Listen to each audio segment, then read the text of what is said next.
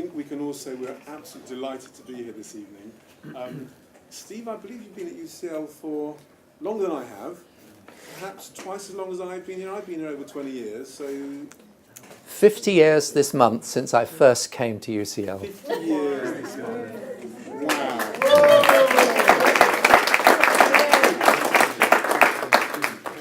And we're going to ask you in a moment just to give us a little flavour of what's happened.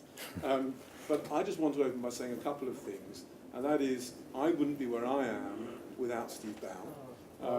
And I think there are many of us in the room who can say the same thing. Yeah. Thank you. You've been a wonderful visionary, you've been a leader, and you have supported us as we've grown. And I think if you want to leave a legacy, I can't have any greater legacy than that. And I don't want to say too much at this point because we're going to do this a little bit more later on. But I would like to invite you, Steve, to come and give your Festschrift lecture and let us know a little bit about what perhaps we didn't realise you were up to all over these last 50 years. Steve. Thank you.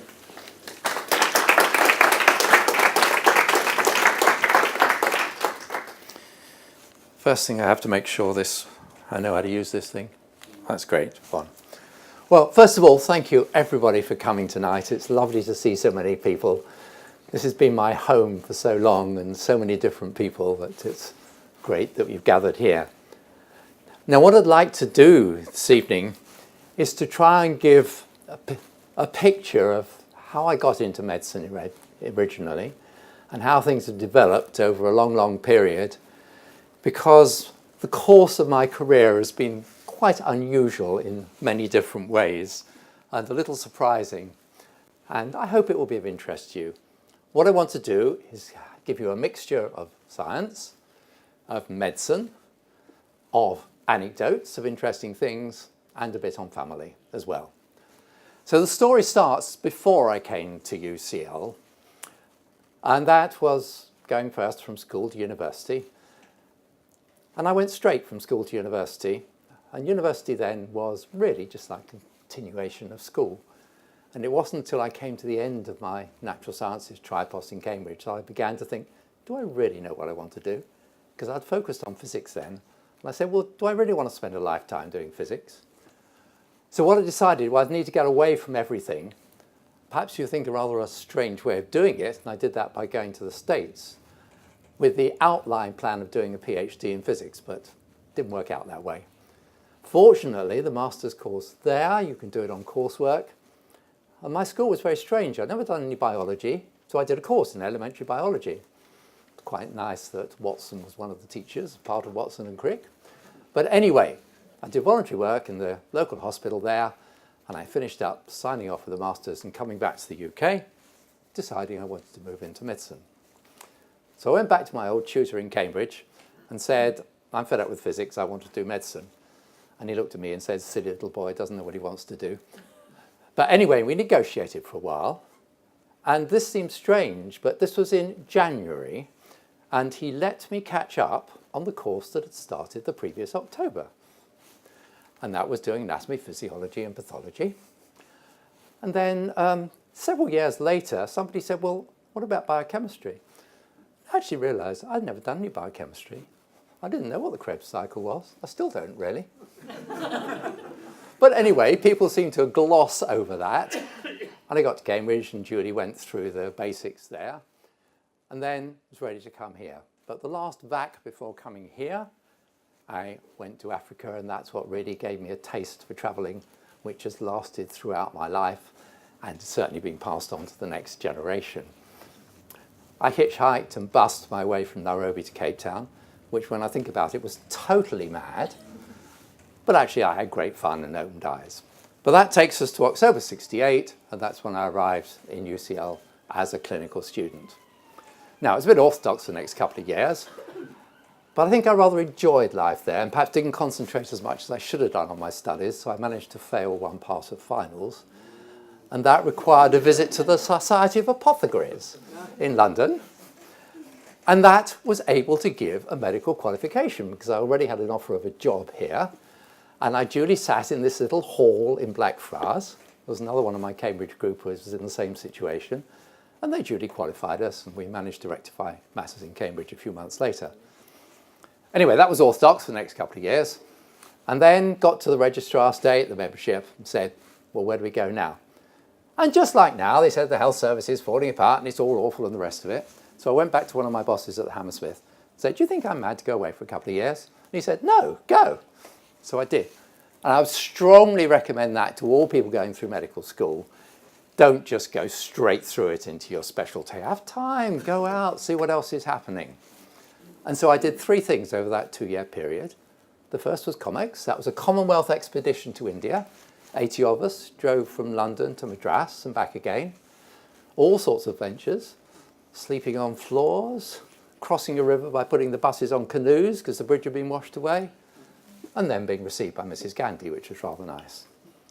Then after that, I got a job in Singapore as a lecturer, and that was really quite fun. It was academic. I thought it might not be so good, but all the senior people had qualifications, postgrad from the UK or from Australia.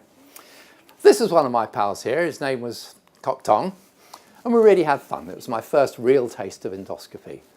We found an endoscope in the hospital we were working at, Singapore General Hospital, and we played around in a side room with patients and the scope. Nobody had any clue how to use the thing, but that's what got me into endoscopy. And we had a few adventures along the way, but anyway, that was fun. And then I thought I have to go somewhere else before I come home, so I went down to Australia. Now, a friend of mine happened to be the doctor on the New South Wales Bank helicopter. And so, of course, I wanted to go out for a ride on that. And then she decided she was going to come back to England for a few weeks. So I had a couple of trips, one live trip on the helicopter. And that was really fun because they gave me a little practice on what it was like to be dragged out of the water. Those hovered about, I don't know, 10 feet above the water, and I jumped in. And the winchman, Julie, came down and dragged me up. It was so easy, I couldn't believe it. Slung the thing around me, just lifted me up, not uncomfortable at all.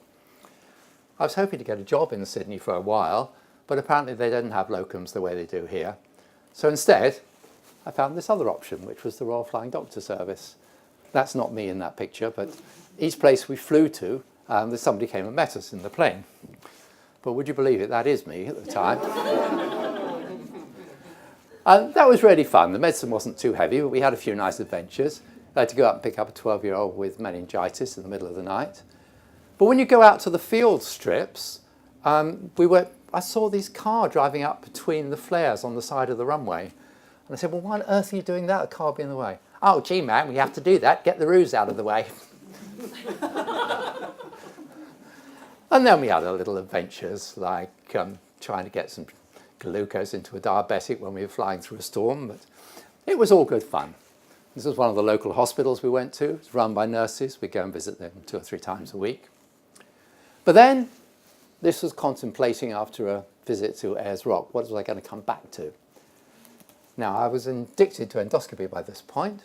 So I wrote to Paul Salmon in Bristol, who subsequently came here, and said, can I come and do some research on therapeutic endoscopy? And he wrote back and said, you're not going to believe this, but we've just had a laser project funded. You better come and do it.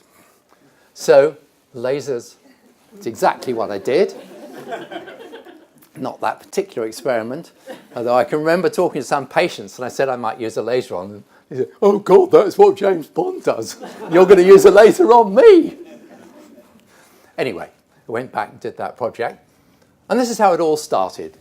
People really didn't know much about what lasers did to tissue. What we're treating there is a bit of horse stomach from the knacker's yard. And we're all very intense, and we were just seeing what a laser would do. And this was one of our first serious scientific experiments. And what you see here, we tried 2 different lasers on, this was actually on canine stomach. Now what you see is with this particular laser, you get a large coagulated area without actually a hole in it. And this was all aimed at endoscopic hemostasis for peptic ulcers. And what you want is to contract the surrounding tissue, and that closes the hole in the blood vessel. But if you do it with the argon laser, you see it makes a hole in the middle and only a narrow coagulation. And so this was undoubtedly the best one to use, although it took us several years to actually establish that. Now, those experiments were done in Bristol, but then Paul Salmon was appointed here in UCH. And I really hadn't had much choice but to come with him. But I didn't mind at all because that was back to home base, back to UCL. And the clinical work was all done here. Now this is a very early slide, as you can see, because it was a fibre optic one. But one of the first things we did, having done the animal experiments to show that the laser would produce this hemostasis, is to identify which ulcers needed endoscopic treatment. And the thing that we really established was that if you could look endoscopically after a bleed and see a visible vessel, then the risk of rebleeding was at least 50%. Couldn't find a vessel, then forget it. You could send them home. Some of them are fairly dramatic. You know, this was an arterial hemorrhage. I can remember Paul saying to me, how was your gastrointestinal function as you were doing this particular endoscopy? Anyway, we survived and got stasis. What we actually did, you put a series of laser shots around the bleeding vessel. This red is the aiming beam, to contract the tissue around it. Now, people don't use lasers so much for that now, in fact, hardly at all. But what we did do is establish which lesions needed treating and that it could be done endoscopically. And people now use different methods. You inject adrenaline, you've got the clips, you've got the heater probe, etc.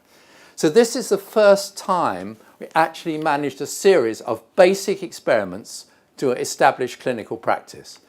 Animal experiments to show we could produce what we wanted in the stomach, clinical study to show which patients needed treatment, and the third one to show that the endoscopic technique works. And that has been my aim all through, and I'm going to show you several others where we've taken it to completion. Now this is a large esophageal cancer, and soon after the bleeding we started burning holes through these endoscopically to relieve the obstruction that could be caused.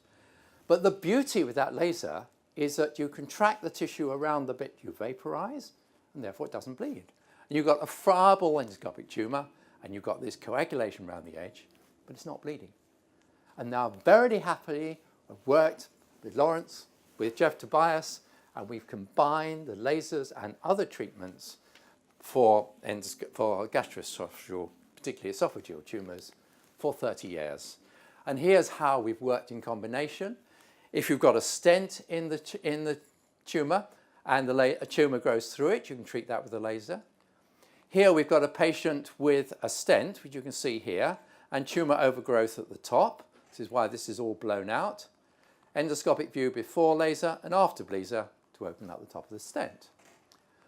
But a laser on its own, the effect only lasts about 6 weeks, and we find that if you combine that, particularly with brachytherapy, the control of the dysphagia, instead of lasting 6 weeks, would last 22. And this didn't improve the median survival, but it did improve the palliation. Now, it was around about this time that the National Medical Laser Centre was founded, and this was because we had what was called a Special Medical Development on Lasers from the Department of Health. And when we got that, I went to the bloke at the Department of Health who had set it all up and said, can we call ourselves the National Centre? And thought about it for a few weeks, and he said, well, don't see why not. So we did. And that was in 1984, so that was, has survived for 30 years. So now, the philosophy of the centre was to understand how light can interact with living tissue and how the effects can be used, detection, diagnosis and treatment of human disease. Now, most of what we did is therapeutic, but I thought just for completion, I'll show you a few slides on the diagnostic side. But the other thing was at this point, people kept coming to me saying, you know about lasers, we know about lungs, guts, pancreas, prostate, skin, etc., etc., etc. Can we work together? And that's how the whole laser centre built up, which was absolutely lovely. Now, whoops, sorry. The philosophy, I always said the philosophy, yeah. Now, this was the main topic that we worked on in terms of diagnosis, which was optical diagnosis. This wasn't actually laser, because this used white light. And what we did was take white light down a fibre, into tissue, and then it gets all scattered around, and then you look at the spectrum that comes out afterwards. And it's the analysis of that spectrum comparing normal and abnormal tissue that, if you're very clever, can actually tell you what is going on in the tissue before you can see it macroscopically. Now, these are a couple of Lawrence's slides. He was the maestro in this topic. There is an optical probe looking down the esophagus, and this is the probe put against the tissue. And what he was doing is to acquire an optical spectra by taking a flash of light on that. And then we would follow that by taking a conventional biopsy, and then we correlate the two. Now, the analysis for the esophageal spectra were quite complicated. So I'm just going to show you an example from a similar application, but which we get very much involved in, which was sentinel lymph nodes in the axilla in breast cancer patients. And these compares very dramatically the spectrum from green, which is an axillary, a sentinel node that does not have tumour in it, and the red one, where it was, it does. And by that, we could actually map out in these nodes whether there was any tumour present and where it was.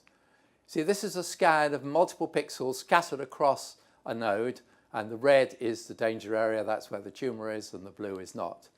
This is not an exact correlation, but this is the message, in principle, of tumour against normal lymph node. You tell the difference. But the value of this was potentially in the operating theatre, a surgeon pulls the node out, cut it across, scan it across with the optical fibre, and poor old Marco is put out of work. We can get an answer without the histology immediately.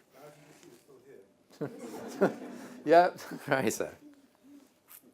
Now, let's go on to the next really fundamental work then on the laser side. And this is the concept of, instead of doing things from outside, delivering the energy inside a solid organ. And this all came about because I was playing around with the laser in a bit of liver one morning, and I didn't realise that the laser wasn't working properly. It was only giving a 1 watt instead of 50 watts. But I stuck it into the liver, and I thought nothing was happening, and then cut the bit of liver in half.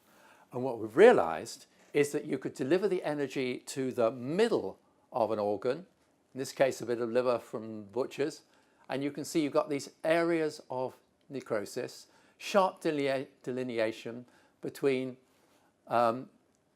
potentially viable and non-viable tissue. And this looked very promising, and we took it forward. This was the first clinical one. Ethics gave me permission to treat external tumours, as the risk of doing anything nasty was pretty low. Stick the fibre in the middle, and you see the main damage of this is below the surface, and you can see the white surface.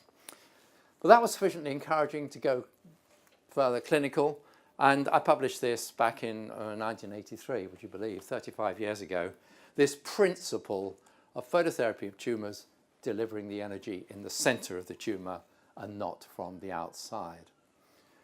This is the first where we were really out to help patients. This is an isolated liver metastases, and you can see the laser fibres going through the skin. The needle is put in under ultrasound guidance. Laser fibre passes through the needle, pull the needle back, bare fibre at the tip, delivering energy right in your target tumour. And that's the result afterwards, all being devascularised. But this is a case where lots of other groups started getting interested. Joe Brooks said, oh, let's try it on lungs. So here was a secondary in the lung, laser fibres in, you can just about see a necrosed tear, and over a period of about 6 months, all the dead tissue was reabsorbed and the patient was fine. Of course, that's no guarantee. Won't get metastases elsewhere. Breast cancer. And this was the same principle. If you could destroy a small cancer in the middle of the breast, wouldn't that be easier than all this messing around with surgery and knives and things? And this is the sort of ultrasonic picture. And here's a contrast-enhanced MRI. That is the tumour. It's a contrast-enhanced there. And after this ILP, you've got this inflammatory ring of uptake of contrast afterwards. Central tumour went. Now, this was exciting because this was picked up by the US Department of Defense. This was around the time the Cold War was finishing, and I was asked to Washington for a series of meetings looking at ways of transferring military technology to clinical use. And I was lucky because there weren't many non-Americans involved in that. But actually we came off best because we finished up getting a $1 million grant for taking this work forward, combining the diagnostic stuff on the elastic scattering spectroscopy and this therapeutic stuff. Much simpler application. This is benign fibroadenomas of the breast, very common in young women, innocent, but what one young woman wants a lump in her breast, and just sticking a few this was sticking the fibres in under ultrasound guidance. Very simple desktop laser, standard ultrasound, fibre in the fibroadenoma. Now, at first, looking at a couple of weeks after treatment, we thought we hadn't done anything. But what this graph actually shows, this is the diameter of the adenoma measured ultrasonically over a period of many months. And you can see this is, well, this actually goes up to 4 months. The dead tissue that we coagulate was gradually reabsorbed and the lesions were disappearing. Gynecologists got interested as well, doing the same on fibroids of the uterus. External view, laparoscope, needles and fibres going in as the other ones. And here we are, we've got the fibres going into the fibroid itself. And here we have the actual result. If you look carefully here, these arrows mark the fibroid pre-treatment at 6 weeks and at 1 year, and it's essentially gone there. And the orthopaedic surgeons involved. Osteoid osteomas are pretty rare, but if they occur in anatomically inconvenient sites surgically, it's a real pain to do anything about them. But it's so simple. Stick a fibre into them, coagulate that area, bit painful overnight, give them a few opoids overnight. Next day, all their pain from the original lesion is gone. And these are pretty rare, but still occasionally using. I don't think Sandy's here at the moment, is he? Oh, yes, he is. Sandy Moss, sitting over in the corner of the back. He's the expert on this one. Have you had any recently? No. Right, now at that point, let's go on the domestic scene a little. It's about the time this nice young lady came on the scene. As you can see, we got on quite well there. And the next stage, there we got happily married, and there she was at Sheila's graduation. She managed to keep out of the medical world. She was an accountant. Now, let's come back to the laser things. I've shown you sticking a laser fibre in and gently cooking the lesion in the middle of a solid tumour. Now, there are lots of other things that are now available for doing that. We'll come back to the PDT in a minute because that's a big, big thing. But radiofrequency ablation is now used much more frequently than laser, but it's exactly the same principle. You put a probe into a solid organ, whether it's liver, lung, kidney, or anything else, and you coagulate it in the middle. It's the same principle. You can do it with cold, I can do it with cryotherapy, microwaves, of course brachytherapy, putting radioactive seeds in, etc., etc. But what I'm going to move on to now is the PDT, which so much of my work has been involved in. Now, most of you will be very familiar with PDT, photosensitizer, which you give them systemically or locally, activate it with light in the presence of oxygen. So here you are, give the photosensitizer, wait for it to accumulate where you want it to go, and then apply the laser. Now, what's the difference between doing that with the thermal laser, which is what I showed you before in the liver, and the PDT? Well, there's a fundamental difference in the biological effect. The laser is immediate a treatment effect, and it's produced by local heat. The PDT is much more subtle. There's no tissue heating. It's a photochemical effect. Now, what this means is non-viable cells are not harmed. So connective tissue like collagen is undamaged. And this has enormous advantages in the biological effect of the treatment. It's also repeatable. It can be used after maximum dose of radiotherapy. So again, highly complementary to what the radiotherapists and others can offer. Now, PDT, the first idea came up in about 1900, but the father of modern PDT, a guy called Thomas Doherty, and he's based at the Roswell Park Memorial Institute in Buffalo, New York. And I was very sad to hear that he actually died literally at the beginning of this month. But back in 1979, anybody interested in this field, they made the pilgrimage to Buffalo. And I was lucky enough to make that pilgrimage as well. Essentially, I came back with a little bottle of photofrin, which was the photosensitizer, and to play around with in London. And then after that, Tom was actually invited to London because the MRC and other charities in this country were getting interested in PDT, and they wanted to know what it was all about. And this review meeting was arranged, this was in 1984, on the potential of PDT, and the three big cancer research funders, the MRC.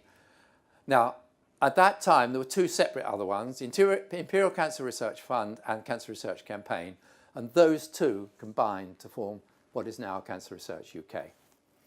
Now, the upshot of that meeting, after Tom's presentation, the three went into a huddle and each agreed that they would fund one centre to develop PDT. The MRC supported St Mary's, ICRF supported me, and the Cancer Research Campaign supported the Christie in Manchester. And I think we've survived far, far longer than either of the others. Now, in the 1980s, the hopeful clinicians said PDT is the magic bullet, selective destruction of cancer. But of course, that was wishful thinking. And it turned out that people who said that, they shone the light onto the cancer, but not onto the adjacent normal tissue. And what that meant, well, it was meaningless. It's easy to destroy a lump of cancer by many, many different means. What is really crucial is how you destroy the cancer where it meets normal tissue. And you've got to do it in such a way that the normal tissue doesn't all fall apart. But so many cancers infiltrate normal tissue, so you've got a problem there. So my philosophy was, first of all, we should understand what PDT does on normal tissue as well as on diseased tissue. And the vast majority of the experiments we did in the first few years were actually on normal tissue, not on malignant ones. So having understood what happens into normal and malignant, then you can say when the effect's likely to be useful in the treatment of human disease. So this is what we actually did. We did studies on the normal brain, mouth, airways, GI tract, pancreas, etc., etc., etc. And in some cases, we were able to do the tumour in those organs as well. And this is one of my favourite publications. You see it's back in 1990, but trying to bring together the scientists who will understand PDT at the, cellular, at least the tissue levels, and the clinicians who were vastly too ambitious in what it could offer. Now I'm just going to show you 2 slides of experimental results just to summarise that. That is a normal rat colon. Normal mucosa, submucosa, muscle, and you can see this is all the collagen in the submucosal layer. If you treat that colon with thermal, with heat, it all falls apart and all the tissue is destroyed. If you do it with PDT, destroy the mucosa, destroy the muscle, but all the collagen's intact. And because that's intact, you can maintain the mechanical strength while it heals. And this was shown. This was simple colon experiments. Produce a lesion in the bit of colon, blow it up like a balloon, and see what the bursting pressure is. The PDT bursting pressure was unchanged. Thermal one, of course, sometimes it even perforated right through. And in terms of healing, I can see Kathy in the back there. This is a beautiful picture of her in one of her early oral PDT things.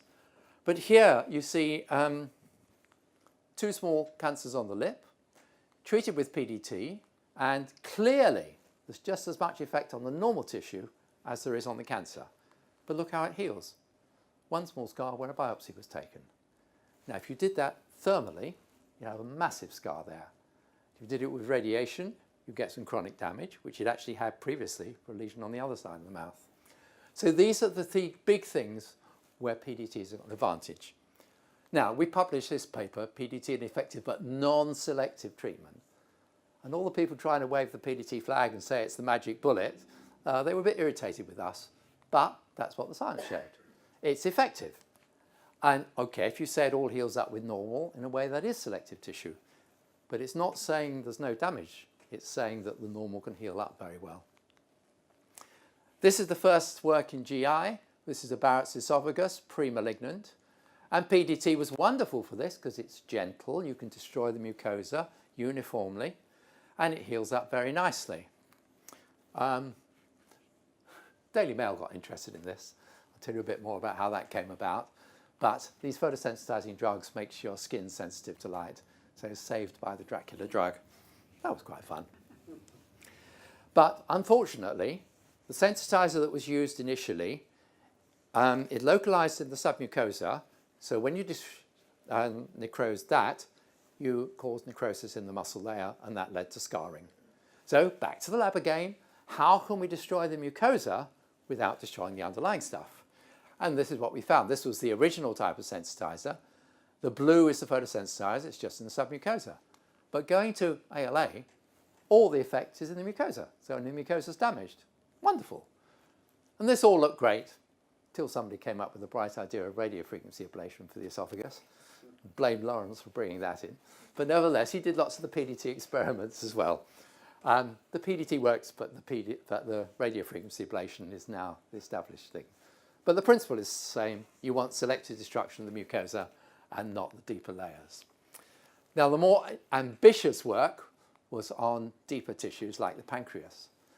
Now, the pancreas is surrounded by a lot of vital tissues, things like major blood vessels and duodenum and all the things. So back to the original, my basic principles. What does PDT do to the normal ones? So if you want to treat pancreatic cancer, you've got to know how normal pancreas and all these other normal organs are going to respond. So we spent several years doing experiments on those. Yes, you produce damage in these organs, but does it matter? No, if it all heals up safely without loss of structure or function at any phase of the healing. And this chap was done by work by a guy called Jarek Regula, who incidentally is the current president of the Polish Society of Gastroenterology.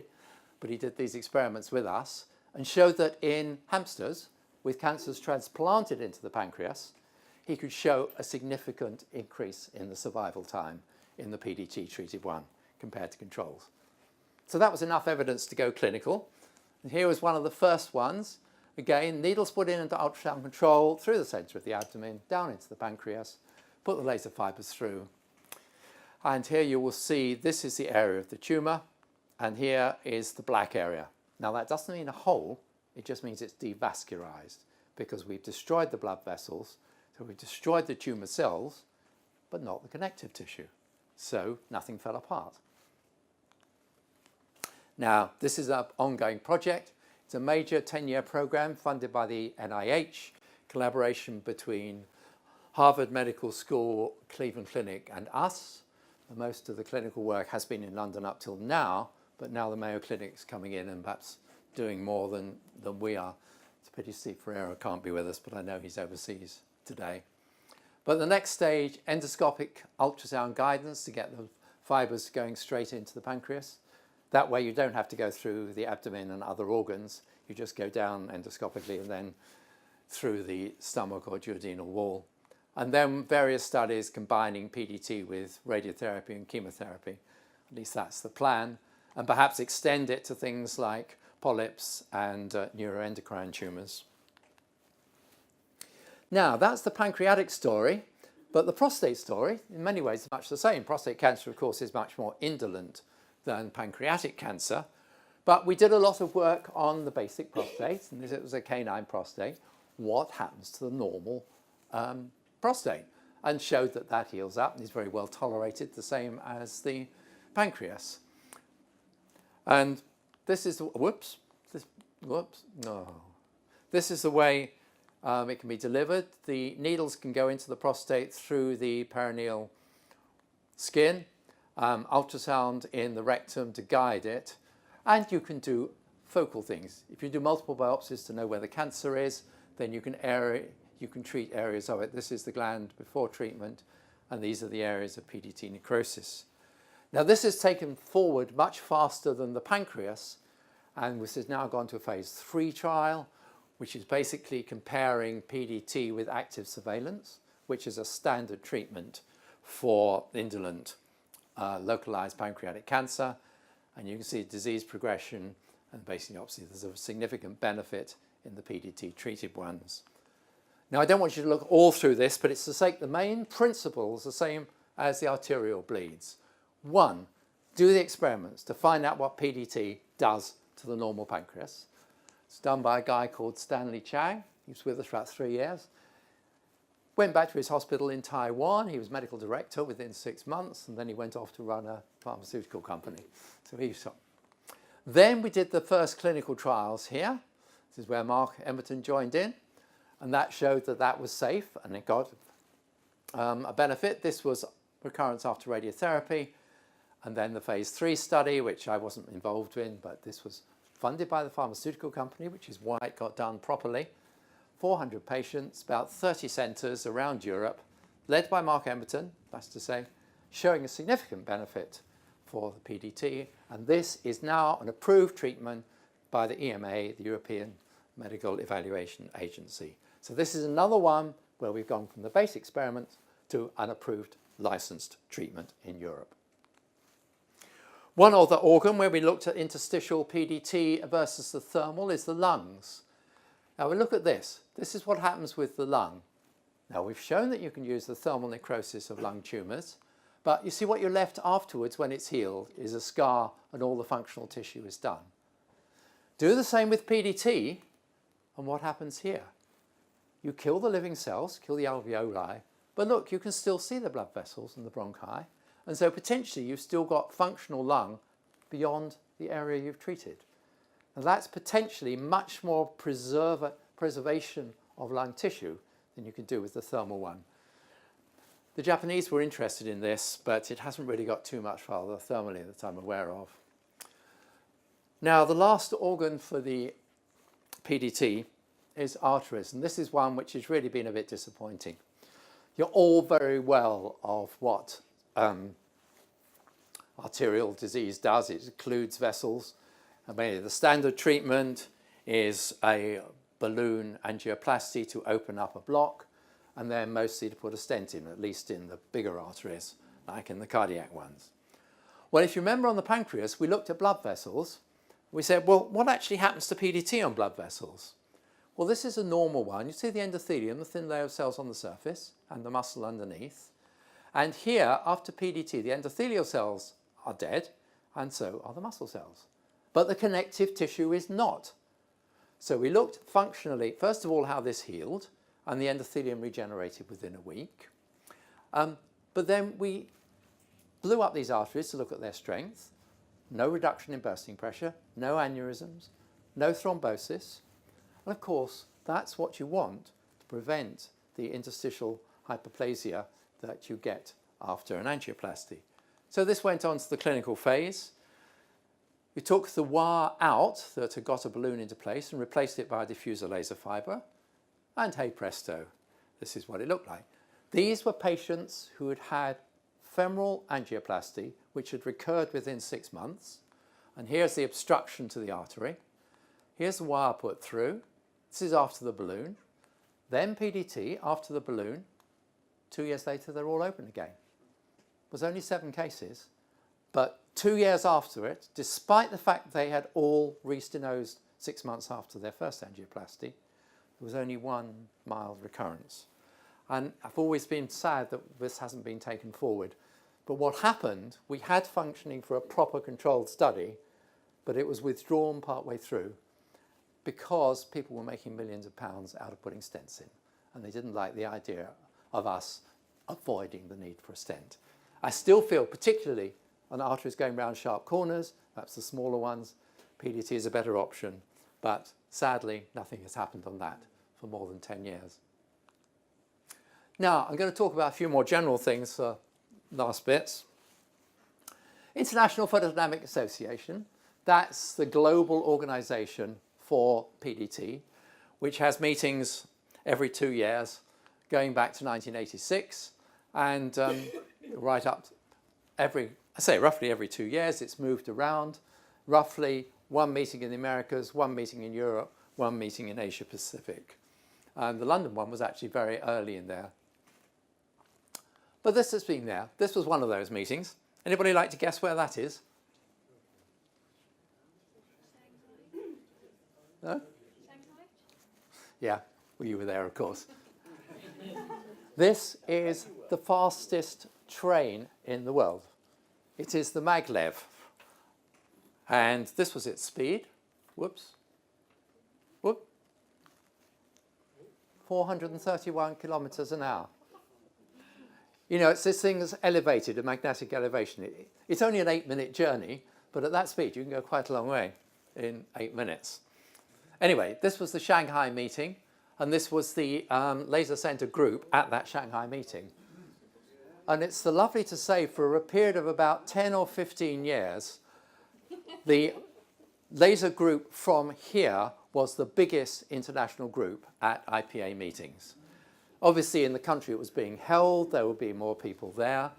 But apart from that, we had a lot. And you can see how many people we had there at that particular meeting. you can see Sally, there's Caroline there, and a few others, and Joe peeping around the corner in there. And a little after that, we celebrated our 25th anniversary of the dinner, which was in 2009. And once again, you can see Caroline, you can see me, Lawrence at the back, and various other people, which was all very nice. Bit more family. This time, my girls had finished school. She went off for an elective period in Australia. No, sorry, not an elective period. She went off for a gap year in Australia. And that was great, and the other three of us decided it was time to go out and see her as well. So this is in a remote corner of Australia. Here we got up at dawn to see sunrise over Ayers Rock, which is nice. And here are the two girls in a slightly warmer time of day. And this is one of my favourite pictures of the two girls.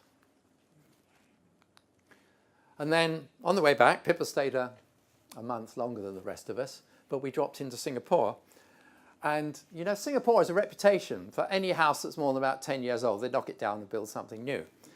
To my complete and utter amazement, this is the house in Singapore that I had lived in 30 years earlier, and it was still there. And we dropped in. Now, Malini here, again, was a very old friend. I first met her in 1990 as I examined her PhD thesis. That was one of the nicest PhD exams anywhere. It was done sitting on the beach in Malaysia. Anyway, and we've stayed good friends ever since. She now has 2 chairs. She's a chair at the National University in Singapore. She's in biophotonics. She's not actually a clinician. And she also has the same in Galway in Ireland.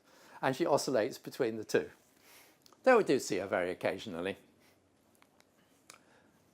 Now, the girls, of course, the more travel we do, the more ambitious they get. And on this occasion, the two went out on their own to Ghana. And when they came back from Ghana, well, we said the only thing that wasn't Ghanaian about them was the colour of the skin. Unfortunately, well, Sophie's actually become a teacher. When they were in Ghana, they went out to work in an orphanage. And then while they were there, they were each offered a class in the local school, which they took. And Sophie really went that direction. She's now a high school maths teacher in Antigua. Now, the next big event here was a visit of HRH, the Prince of Wales. And that was in 2011. I'm sure those who were here at the time will all remember it very well. And this was set up by this remarkable gentleman called David Longman. Now, one day he would completely drive us up the wall. But on other days, he did the most extraordinary things. He persuaded Sir Mike Richards, Director of Cancer Services for the NHS, to come to UCH to watch one of Colin's PDT treatments of a base of tongue tumour. He got Sir David Frost to create some videos for us, and David Frost came, so it was great to show him round endoscopy. And here, it was lovely for me to show HRH around with Robert Naylor, the Chief Executive. Robert was never actually that enthusiastic about the visits. I think that picture rather sums it up. But anyway, the rest of us enjoyed it. And here are some of the people we met. Here's Mark Emberton talking about prostate things. And here Lawrence, very well. Sally, unfortunately, can't be with us because her boy is unwell and she's off in hospital with him at the moment. But anyway, do you believe how long Sally's been working with me? It's actually 27 years. Can't believe it. Hey. And here was Jeremy George, and in the back was one of our best PDT patients on the lung work. And there's Sandy, is he there? And Mo Keshkar, who's sadly no longer with us. And then, of course, Colin with him. Yes? This was a very prominent gentleman who had a carcinoma recurrent after radiotherapy of the pharynx. No other options apart from PDT. As far as I know, he's still well, Colin, isn't he? Yep, still in the same. So that must be 15 years after PDT? Yeah. Something like that. Steve Pereira, this is a pancreatic cancer one. Sadly, we couldn't cure him. And then M. Edmonds in dermatology. And then last of all, Jane. Now, Jane was a PhD student. Now, she was doing very interesting work because she was using light generated the same way as the firefly does, generated chemically to activate a photosensitizer. Now, we were actually the first group to show that you could kill cells with bioluminescence activated PDT a few years before. That was with Sandy and with Theodosiou. But Jane was doing it on transfected brain tumours.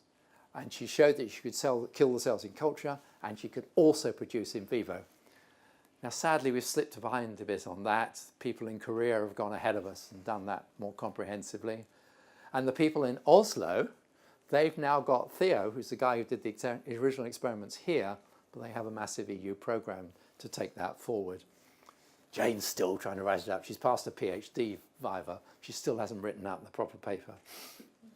I keep nagging her. But she's now a neurosurgical consultant in Portland, Oregon. Right. Same sort of year, 2014. David Longman, once again, he persuaded CRUK and the NCRI to hold a whole meeting to review PDT when it was going. Now, there were some things came out good of that, but this was reasons why PDT's been to struggle to establish it in routine practice. They say people make fuss over the evidence. Treatments for other things have been around for 30 years, big question marks over some of those, but they're carried on. More difficult to establish PDT, and also question of vested interest. But interesting to note, at that point, there were 6 professors in UCL with an active interest in PDT. To be honest, Steve Ferreira was a little bit after that before he got his chair, but all the others were active, and that was great. Now, a little bit later the same year, I was very honoured to be offered an honorary Doctor of Science degree from the King George Medical University in Lucknow in India. And that was receiving that. And the reason for that, purely coincidental of course, not just on academic achievements, was this guy, Ravi Kant, who was a Commonwealth Research Fellow. He spent a year with us in the 90s. And he's risen through the ranks, and he is Vice-Chancellor of King George Medical School in Lucknow. So I think that is the research fellow who's risen the highest. We've got various professors all over the place, but only one Vice-Chancellor. And the guest of honour, he was basically the Indian Home Secretary. It's very nice. But another little anecdote here. There were only 2 of us got a Doctor of Science degrees, myself and this guy called Jitat Shah, who is an ENT surgeon in New York. And we didn't really know, we were obviously friendly with each other, but we didn't know that we'd actually met before.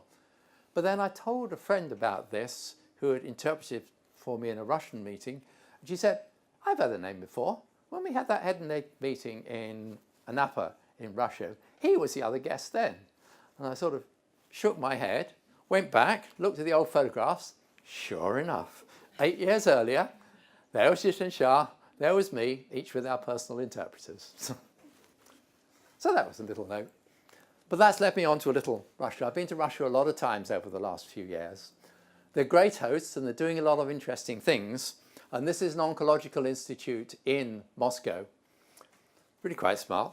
But look at this entrance hall. See how it compares to UCH. Really quite impressive, isn't it? And then PDT, they had half a floor just for PDT. This was mostly for dermatological PDT. But they were very nice. They brought in a few patients to show me some of their treatments. And this lady, whose name I always get a little wrong, Leni Fetuchenkova, I think, but she is going to host the International Photodynamic Association meeting in Russia, in Moscow, in 2021. But the Russians are hosts in other ways. This is a cruise boat on the Volga. And every 2 years, they have a meeting. It's called Topical Problems in Biophotonics.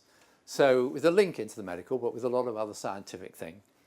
The cruise is 5 to 7 days, about 200 guests, a lot of international ones, but of course, quite a few Russian students. And they have a very nice way of doing things. 1/3 of the day, it's science, and it's very good science as well.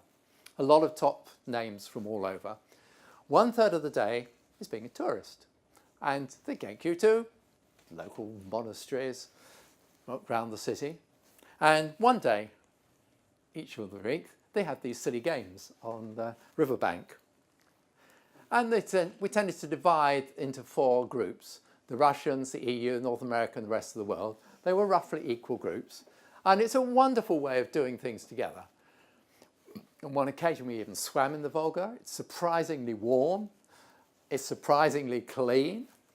And when we came out, little Toto Vodka was waiting. They're just so nice about the whole thing. And then there was lovely entertainment in the evenings. There was a professional pianist. Actually, he and his wife were both professional. And their daughter, she's only 11 years old now, but she's a brilliant violinist, won various national competitions. And other evenings, there'll be a lovely buffet, and we had some music and other things. So I'm very fond of Russia. And Russians in their own country are very hospitable and very nice people. This is the most exotic place we had an IPA meeting. This is the Copacabana Palace Hotel in Rio de Janeiro, right on the Copacabana beach.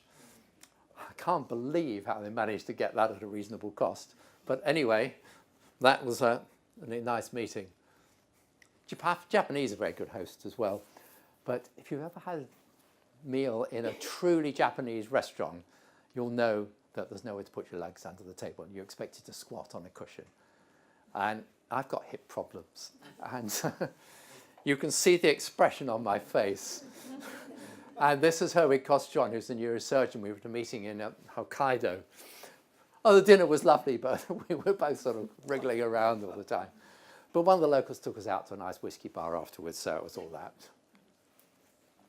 Now, I've retreated from most of the research projects now, but this is one that is still active. And this is another program funded by the US, the NIH. And basically, it involves 3 centres: Boston, the Wellman Photobiology Labs, us here in London, which essentially is Colin and myself, and Aligarh Muslim University in India. And the idea here is to find a way of treating mouth cancer, which is the commonest cancer in India, because they chew all these horrible things, and do it in something that could be provided in a small district hospital that hasn't got lasers and hasn't even got electricity. And this is what we did. First of all, these are the horrible things they chew. And the pictures on the packets, are even worse than you see on cigarette packets in this country. And then you see this on the streets, is when they finish chewing it, they spit it out, and it's all well streaky there. Anyway, we went out there. Here's Colin examining one of the patients there. Now, this is an ingenious device, modified a mobile phone to actually make fluorescent studies of lesions in the mouth. I'll show you some in the next picture. Here is the light source, which is battery operated, LED, and that light transmitted down a fibre, and here being used on the first patient. And this is the fluorescence from the mobile phone. You see they modified this. This is the light source, which is plugged into the phone, and you've got the blue light to excite the fluorescence, and then the red light in the middle, which is the actual fluorescence. Now, these are fairly early pictures, but basically this is the area before the photosensitizer is given. This is the fluorescence from the tumour area, and this is after PDT, where the photosensitizer is photobleached, and you can see it's gone. Now, these are very early studies, but actually Colin is going to be back there in a couple of weeks' time to see what has happened on a larger group. I wish I could go, but unfortunately I have other commitments on this side. Back to a few pictures. You've got the message that my daughters are quite globe-trotters. When I first went out to Kenya, this was about 3 years ago now, I was talking to Pippa about what we ought to do when we got there. And he took her about 3 nanoseconds to say, gorillas. So we went to see the gorillas. And you can see this gorilla sitting on a bush. And he's quite a young one. He had a big belly. He was sitting on the bush like this. And then he was showing off. And then he fell off the bush. And he slunk away into the bushes afterwards. And this was the granddaddy, a lot more dignified. But then a couple of years later, I'd had a great ambition to go to this part of the world, and it didn't take people long to agree that it would be rather nice. And so we went to Antarctica. And here we are, this is our holding map. We're standing at Paradise Bay on the Antarctic Peninsula. And in this one, here we are with a whole load of penguins in the background. So that was a life ambition. But of course, having 2 daughters, I had to do the same, the other one. Now, Sophie doesn't like the cold, so she didn't want to go to Antarctica. So first time, we went to Costa Rica. And yes, we did get to the top of the hill. But to be honest, we drove to the top. And then we walked all the way down, which was nice. Which was great fun. And the birds, fantastic. That's a quetzal, which is sort of one of the most famous birds there. And then again, look at this show. When I showed her the brochure, told her Pippi and I were going to the Antarctic, she said, what about Galapagos? And I'd had the foresight to get a Galapagos leaflet available to show her then. And we duly got to the Galapagos this summer. And you can see, here we are sitting on the boat, that's Sophie and me. And this in the background, we actually watched a volcano erupt. We'd watch it develop over a few hours. And of course, the Galapagos wildlife is just out of this world. This is the blue-footed booby bird with the chick. And they have no fear of humans because they never had to learn that fear. So it's literally within about 6 feet of it. So that was great. And I had to show this picture, which is one of my favourites. This was, Pippa now works for humanitarian charities all over the place. And on this occasion, she was distributing goats to the people, families in Mongolia who had lost all their animals in a really harsh winter. But she goes to different places. Now she's working in Iraq, but she's managed to fix one of her weeks off of R&R to come and be with us tonight. So that's great. Now, just in these last few slides, I want to say a little about what I'm doing, shall we say, beyond medicine. For the last 15, 20 years, on a global scale, I've always been a bit uncomfortable in what I've seen happening around the world. More and more people, more and more development, destruction of the environment, overfishing, all the rest of it. And thinking about it, you know, I felt a little guilty that this is the fault of the medical profession. Because over the last 150, 200 years, all we've focused on is keeping people alive longer, more births, etc., but never really giving any consideration to the rest of life on Earth and what we were doing to the environment. And then, some of you may be aware of this, People and the Planet, the Royal Society report from 2012. Rapid and widespread changes in the world's human population, coupled with unprecedented levels of consumption, present profound challenges to human health and well-being. And how much recognition did this get? One little paragraph in the Daily Telegraph. You know, interestingly, I was running a meeting earlier this year, and I showed this slide and said exactly that about one paragraph in the Telegraph. And a guy came up to me afterwards and said, I'm a journalist. I was working on the Telegraph at that time. I remember that. And actually, I've had further interaction with him. I'll tell you in just a moment about that. And then, of course, there's this warning that came last year. 15,000 world scientists warned humanity. A second notice of what we're doing to our Earth. Runaway consumption of limited resources by a rapidly growing population is crippling the Earth's life support system. And in the long run, it's jeopardizing our future. Were you aware that wildlife populations have halved in the last 40 years? And in the same period, the human population has doubled. And the whole thing's got out of balance between humans and the rest of life. So this is where I'm working now. I'm trustee of a charity called Population Matters, and this is our simple vision: a future with decent living standards for all, a healthy and biodiverse environment, stable and sustainable population science. And what I do now, I go around and give lectures to schools, to universities, to environmental charities, people like Friends of the Earth, trying to make people realise what we're actually doing. And as well as the education and advocacy in this country, I'm also very much involved with Chase Africa, who runs programs in East Africa, which is focused on helping people to help themselves. Run by the local people over there. It's not us telling them what to do, but just showing them what they're doing with what they're doing to their environment and how they cut down all the trees so the rain is disappearing, there's nowhere to graze their cattle, and trying to help them do something about it.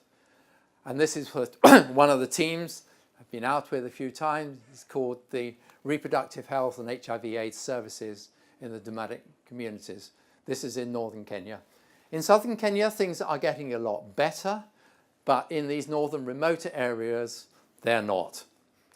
And just as an example, this is where I was just a few months ago in March this year. This is a family. This lady, it's a hut. You can see the hut there. She lives there, the husband, and 7 children. And we were going along, just show that, which is, whoops. This is the backpack. This is the backpack nurses that you hear. That's exactly what they are doing. She wanted a long-acting contraceptive implant, but you can't give that to someone who's already pregnant. And sadly, she was already pregnant.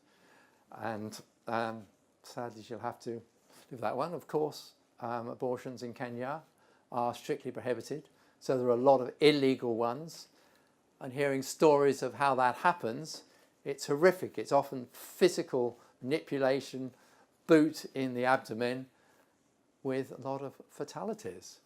And as I understand, many births are never registered. And if the teenage girl finds herself in that situation, they quietly bury her. This lady, she's about 27. She was married at the age of 12 to a man aged around about 40. Over the next 10 years, 12 years, she had 9 children. 2 have died, but 7 are still alive. And now her husband's died, perhaps just as well. But now she's such a lively, vivacious individual. She's trying to educate the other women in the village, say, for goodness sake, don't do the same as me, and telling her own kids not to do that.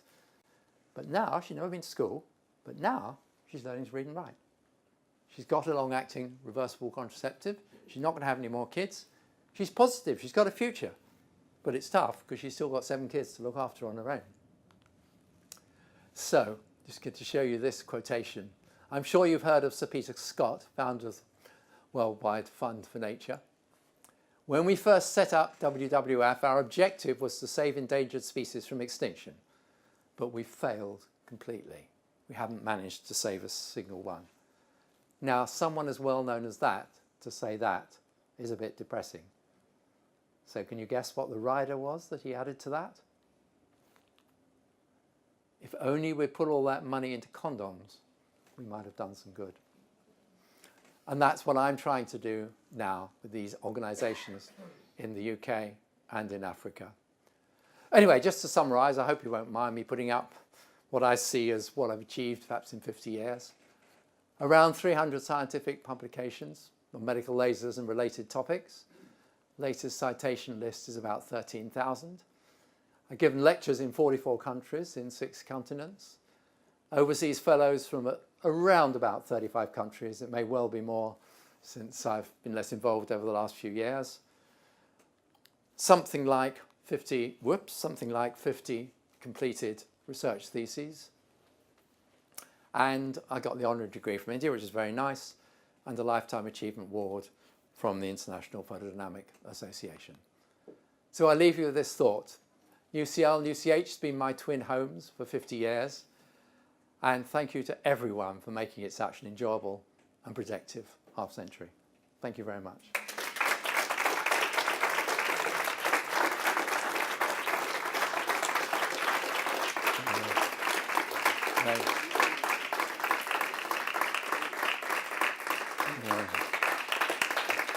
Right here.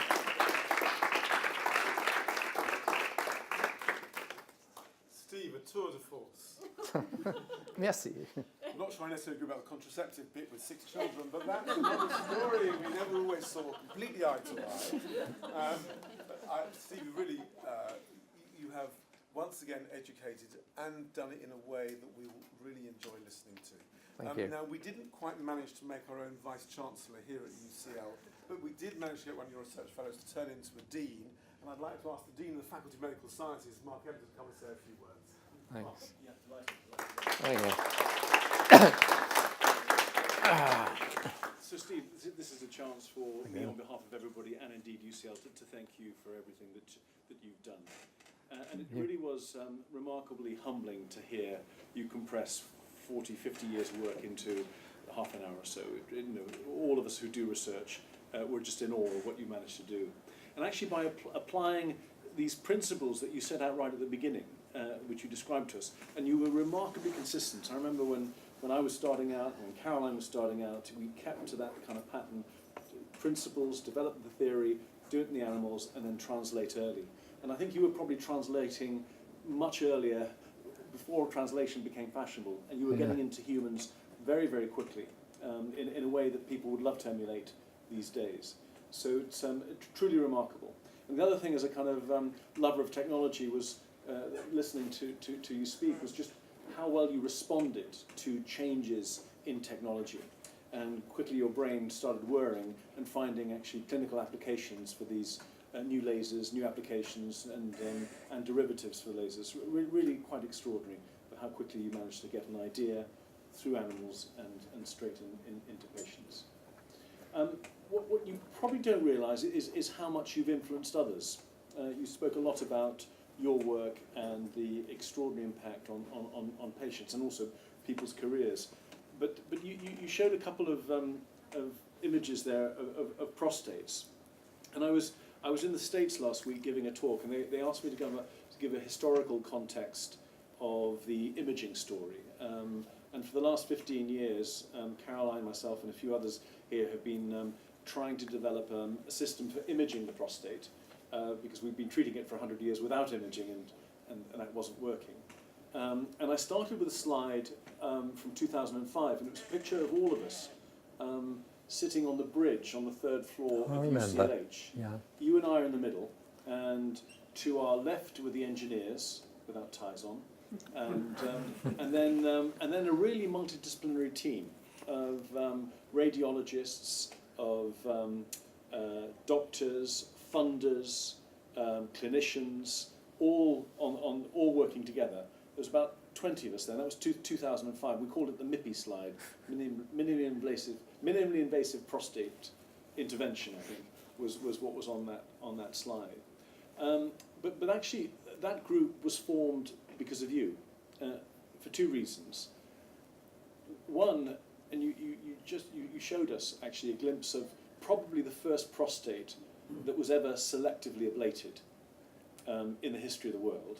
We didn't know we were doing it at the time, but we did it, and actually was being faced with the fact that it could be done. That resulted in the ultimate phase 3 trial and the approval of the 2CAD product that you have highlighted, that NICE are now considering, and indeed is now going to roll out globally. And so it was that simple work over in Charles Bell House, probably in 1999, 2000, when those first. And so not only did you spawn the focal therapy, but also you spawned the whole development in imaging, because it was using MRI that allowed us to first see the effects that we had on these prostates, and that has translated now to a Lancet paper last year, New England Journal paper this year, and a global rollout to a transformation in the diagnostic pathway of one of the world's most common cancers, which is prostate.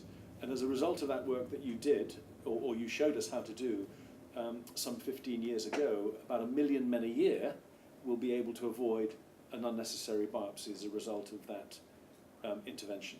And it really did start over in Charles Bell House in the National Medical Laser Centre. And that's real. And I only really appreciated it when I was asked to reflect on the story. But it all started with you. So a deep, deep thank you, not only from me, but also from the 1 million men a year that will benefit as a result of your fantastic intuition and innovation. Thank you very much. Thank you.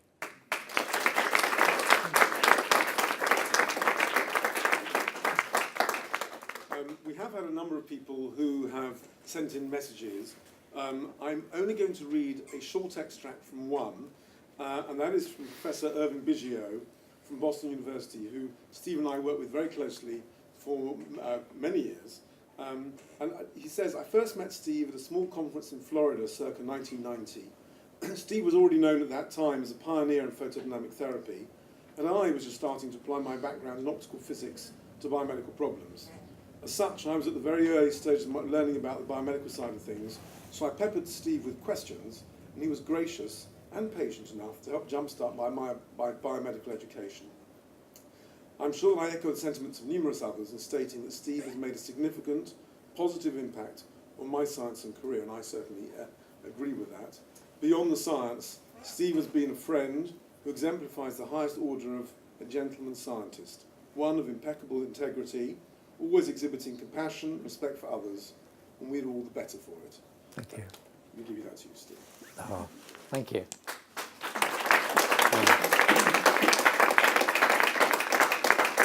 And before we finish, we have a couple little prizes. Oh no, not prizes. Well, they're gifts. Okay, so one from.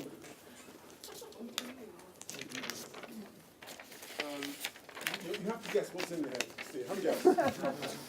Oh, yes. It must be indigestion. Indigestion. Thank you very much. Sandy Mack. Where's Sandy? Sandy's a little something for you because we figured that you quite like travelling. So this is No. to enhance your travelling. Sandy. Yes, I think this is ideal for you. It will be useful for both aquatic and non-aquatic pursuits, I'm told. Oh, really? All right. Thank you. Yeah. Do I look good or not? I don't know. Joe's come specially. Oh, God. Has for I you. think this is something to wear, and it will give it a nice memory. Okay. Thank you very much, Joe. And in fact, even closer to hand is Caroline. Oh, my goodness. Stand up. Very small little gift for, again, something to Bother. wear to remind you of your medical days. Oh, thank you very much, Caroline. Thank you. We must never forget our professional services teams. Liz Reed, who worked with us. How many years did you work with us, Liz, in the National Medical Leisure Centre? I think it was 6 in surgery together. And Liz has a little something for you. Oh, my goodness. And I think this is something you'll have to fight Sally for, if that's a clue as to what might be in there. Thanks so much, Liz. Lovely to see you. Thanks for coming. Lorna, that you came after Liz as the manager of the Laser Centre.